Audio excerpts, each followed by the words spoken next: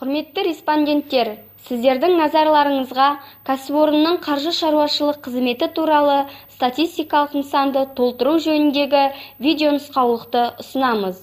Бұл статистикалық нысанды жұмыс істейтіндердің тізімдік саны 100 адамнан асатын, кәсіпкерлік қызметті жүзеге асыратын заңды тұлғалар мен шетелдік заңды тұлғалардың филиалдары тапсырады.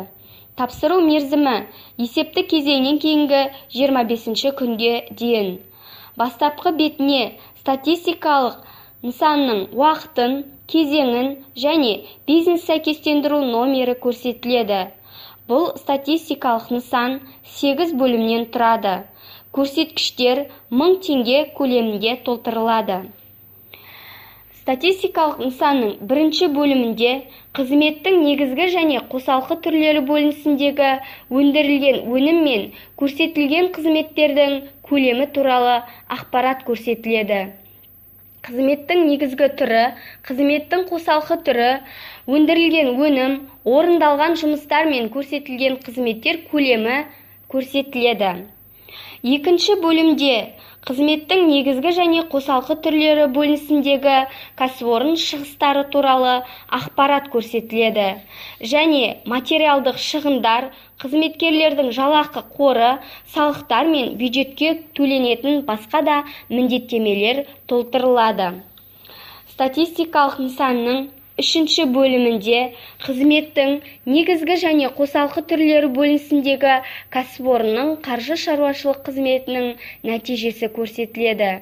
Бұл жерде өнімдерді өткізу мен қызметтерді көрсетуден түскен кіріс көлемі көрсетіледі.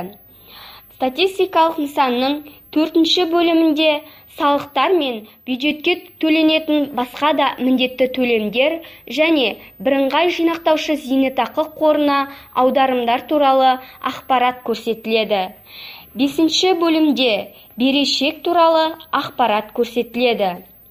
Алтыншы бөлімде бухгалтерлік теңгерім көрсеткіштері бойынша ақпарат көрсетіледі. Кезең басына өткен 90-нан қалған сандарды қойып орындау қажет.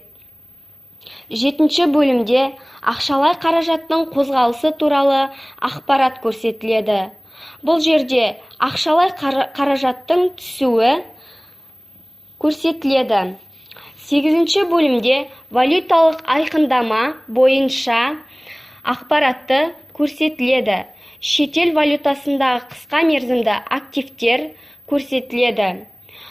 Статистикалық нысанның соңғы бетіне мекеме атауы, мекеменің мекен жайы және алғашқы деректерді жариялауға келісемін, келіспейміз белгісін міндетті түрде көрсету керек. Қалалық және ұялы телефон нөмірлері көрсетіледі.